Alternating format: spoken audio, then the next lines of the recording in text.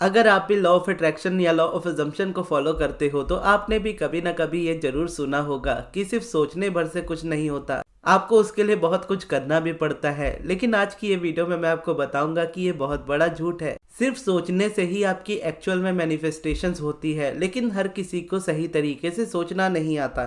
इसीलिए law of attraction या law of assumption ये कोई मैजिक ट्रिक नहीं है या कोई जादुई की छड़ी नहीं है जो आपकी लाइफ में सारी चीजों को ला देती है, बल्कि ये आपको सही तरीके से सोचना सिखाती है। क्योंकि जब आप सही तरीके से सोचते हो तभी आप अपनी लाइफ में सारी चीजें मैनिफेस्ट करते हो। हमारा जो माइंड और बॉडी है वो हमेशा इंटरकनेक्टेड है। हमारा माइंड से जब तक हमारी बॉडी को सिग्नल नहीं मिलता तब तक हमारी बॉडी कोई रिएक्ट नहीं करती। इसको सिंपल से सिंपल एग्जांपल में देखो तो अगर आपको पानी भी पीना है तो पहले पानी पीने का थॉट आपके माइंड में आता है, तब जा करके आप पानी पीते हो। अगर नॉर्मली आप अपने घर में हो, आपके अराउंड पानी है, तब आप इसी तरीके से रहते हो। लेकिन आप मान लीजिए कहीं बाहर हो जहाँ पानी नहीं है इस वक्त, या प्रॉब्लम है थोड़ी पानी की। जैसे कई बार ट्रैवलिंग में होता है कि ट्रैवल आप कहीं कर रहे हो और आपके पास पानी खत्म है, तो अगर आपको पानी प्यास लगेगी उस जगह पे, आपका माइंड आपको बोलेगा कि अब पानी की जरूरत है, तो आपकी बॉडी क्या करेगी, आप क्या करोगे, आप पानी ढूंढने लगोगे और ऐसे करके अपना पानी ढूंढोगे और पियोगे। ठीक उसी तरीके से जब आपके मन में कोई डिजायर आती है और आप उसको मैनिफेस्ट करना चाहते हो तो इमीडिएटली आप उस चीज पे एक्शन लेते हो। जैसे वीडियोस देखते हो, कोई टेक्निक्स के बारे में जानते हो या प्रोसेसेस के बारे में समझते हो, फिर उसको परफॉर्म करने की कोशिश करते हो। लेकिन कई बार वो प्रोसेस ही सही नहीं होता है या उसका तरीका ही सही नहीं होता है, तो एट द एंड रिजल्ट उससे नहीं मिलता है। और जब रिजल्ट नहीं मिलता है तो एक फेलियर का टैग हम लेकर के अपने साथ चलने लगते हैं और उस बात को एक्सेप्ट करने लगते हैं कि ये चीज झूठ है या ये चीज मेरे लिए वर्क नहीं करती, बाकियों के लिए ठीक करती है। लेकिन एक तरीका, अगर आप सही तरीका अपना लो इस जगह पे,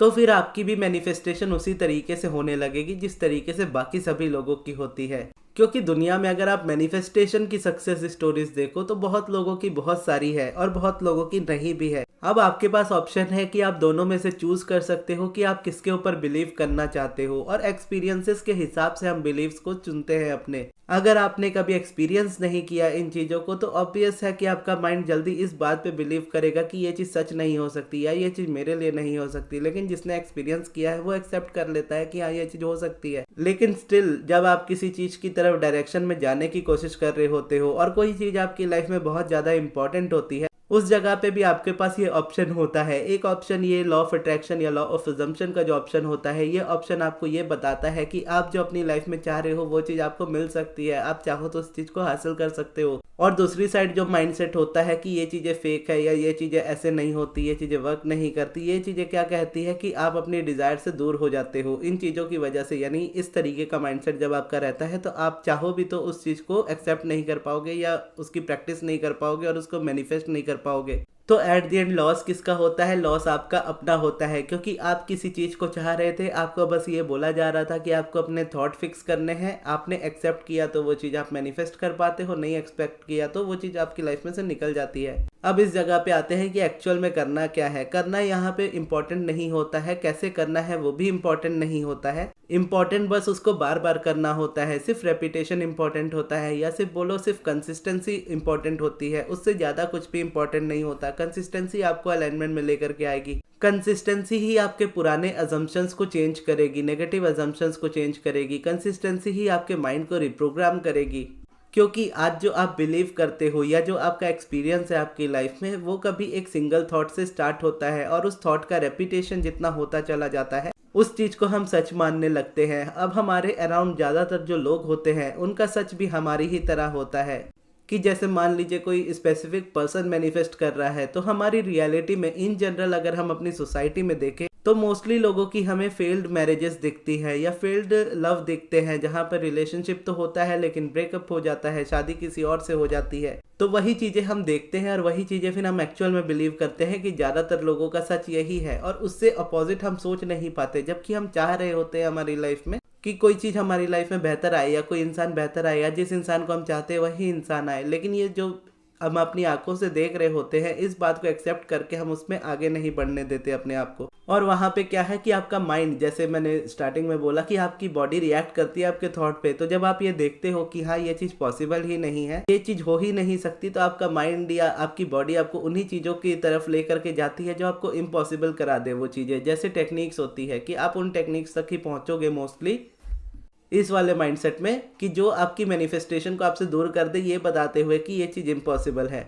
और उस जगह पे आपकी बॉडी एक्ट करना छोड़ देगी, उस जगह पे वो कंसिस्टेंट होना छोड़ देगी। लेकिन आपकी बॉडी कंसिस्टेंट या आप कंसिस्टेंट कब होते हो? जब आप इस बात को एक्सेप्ट कर लो कि चाहे रियलिटी आपको कुछ भी शो करती रहे, आपने जो रियलिटी यानी जो आपने चूज किया है प्रोसेस, चाहे आप कोई एफर्मेशन कर रहे हो या स्क्रिप्टिंग कर रहे हो या सब्लिमिनल कर रहे हो, उसको तब तक करते रहोगे जब तक आप उसको रियलिटी ना बना लो। अब इस वाली जो जर्नी में, यानी इस वाले जो आप समझ लो कि आप इस मैनिफेस्टेशन की जर्नी में जब आगे बढ़ोगे तो बहुत सारे हर्डल्स आएंगे। आपको बहुत ज़्यादा नेगेटिविटी से डील करना पड़ेगा, बहुत ज़्यादा स्ट्रेस से डील करना पड़ेगा। कई बार आपके इमोशंस अप डाउन बहुत ज़्यादा होंगे और चीज़ें आपको हमेशा अपोजिट होती हुई नजर आएंगी। ऐसा लगेगा कि कोई भी चीज़ आपके लिए वर्क नहीं कर रही। लेकिन हर एक सिचुएशन में पूरी डिसिप्लिन के साथ आपको इसी चीज को कंसिस्टेंसी के साथ करना होगा, तभी आपको ये रिजल्ट मिलेंगे एट द एंड। अब इस जगह में ना बिलीव की जरूरत है, ना किसी फीलिंग की जरूरत है, किसी भी चीज की जरूरत नहीं है। आपको कुछ बिलीव नहीं करना कि ये चीज कैसे होगी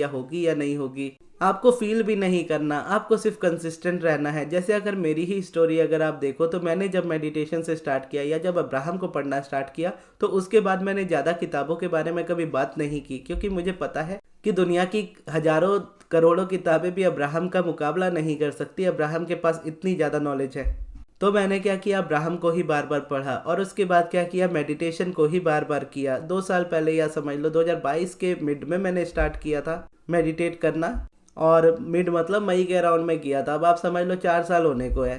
4 साल में मैंने मेडिटेशन से हट करके उतनी बात नहीं की, क्योंकि मेडिटेशन को मैंने हमेशा रखा अपने साथ। भले बीच में इनकंसिस्टेंट हो गया, ब्रेक हो गया, वो चीज़ अलग है, लेकिन उसके बाद भी मैंने सिर्फ मेडिटेशन को चूज़ किया। अगर उसके अलावा कोई प्रोसेस अगर देखोगे मैंने जो अभी तक करता आया हूँ, वो है पॉजिटिव एस्पेक्ट्स की। पॉजिटिव एस्पेक्ट्स वो भी मनी को लेकर के, कि एक एक टॉपिक पे, एक एक सब्जेक्ट पे, एक एक प्रोसेस पे मैंने इतना इतना टाइम दिया है, तब जा कर के मैं आज ये बातें बोल पाता हूँ। उस वक्त जब आप स्टार्टिंग में अगर मेरी वीडियो देखते होंगे तो मैं मैनिफेस्टेशंस की उतनी बात भी नहीं करता था।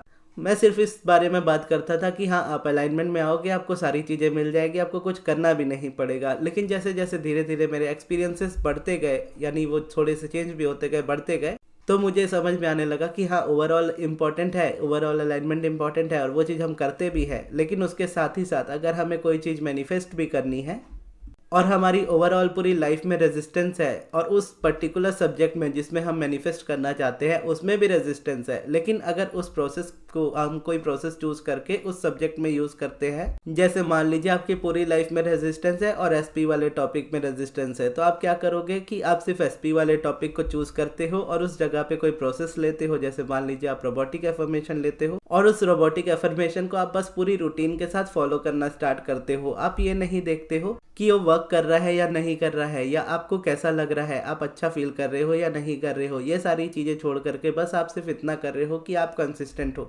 आप पूरा कमिटेड हो कि जब तक रियलिटी ये चीज़ नहीं बन जाएगी मैं तब तक इस चीज़ को रिपीट करता रहूँगा, फिर चाहे ये जितना भी लंबा टाइम ले। तो जब आप इस तरीके से चलते हो तो फिर एट द एंड आप उसको भी मैनिफेस्ट कर लेते हो, एसपी को।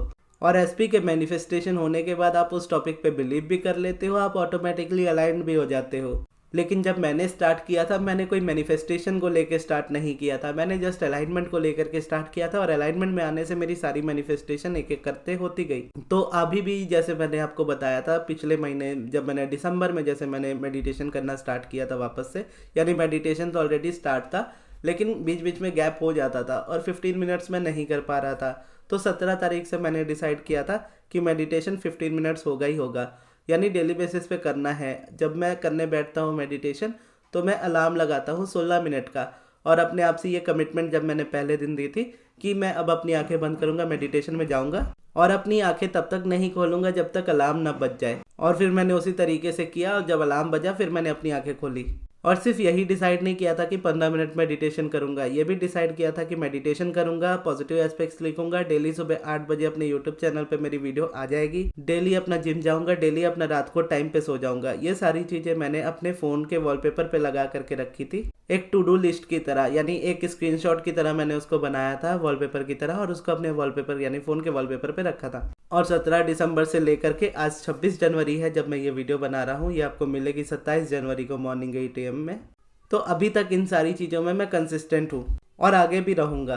अब इस कंसिस्टेंसी को मैं बना इसीलिए पा रहा हूँ क्योंकि मेरे पास काफ़ी लंबा एक्सपीरियंस है। कंसिस्टेंसी के साथ मेरा रिजल्ट्स का भी एक्सपीरियंस है कि मुझे पता है कंसिस्टेंसी कैसे रिजल्ट देती है। और जब कंसिस्टेंसी ब्रेक होने पे जो आप समझ लो रेजिस्टेंस मेरी लाइफ में वापस से आनी स्टार्ट हुई थी, मैनिफेस्टेशन वापस से छूटनी स्टार्ट हुई थी लाइफ से, तो जब वापस मैंने ये चीज़ें स्टार्ट की तो वापस से ही वही पॉजिटिव चेंजेस मेरी लाइफ में आने लगे। तो जब वो आए तो मैं समझा कि हाँ ये चीज़ एक्चुअल में पूरी तरह से वर्क करती है। तो पूरी श्योरिटी के साथ मैं इस चीज़ को करता हूँ क्योंकि मुझे पता है कि कंसिस्टेंसी ही मैटर करती है और कंसिस्टेंसी ना होने पे आपको क्या रिजल्ट मिलते हैं और कंसिस्टेंसी के होने पे आपको क्या मिलेंगे। तो फिर जब आप इस तरीके से चलोगे ना और कोई चीज़ आपके लिए मैटर नहीं करेगी, आपको पता होगा आपको जो चाहिए वो आपके लिए कितना इंपॉर्टेंट है, आप उसके लिए कंसिस्टेंट रहोगे ही रहोगे।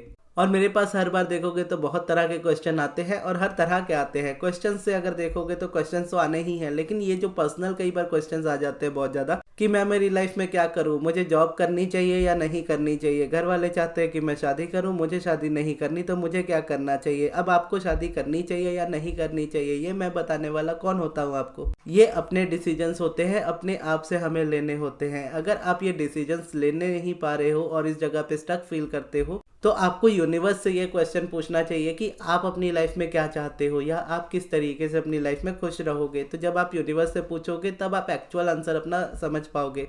तो ये क्वेश्चन छोड़ करके बाकी आप क्वेश्चंस मुझसे पूछ सकते हो। और अगर आप जानना चाहते हो कि यूनिवर्स से कैसे क्वेश्चन पूछते हैं तो ये वीडियो देखिएगा जो अभी आपके स्क्रीन पे आ रही है। तो ये थी हमारी आज की वीडियो। आपको ये वीडियो कैसी लगी कमेंट्स में ज़रूर बताइएगा और इस वीडियो को यहाँ तक देखने के लिए बहुत बहुत धन्यवाद।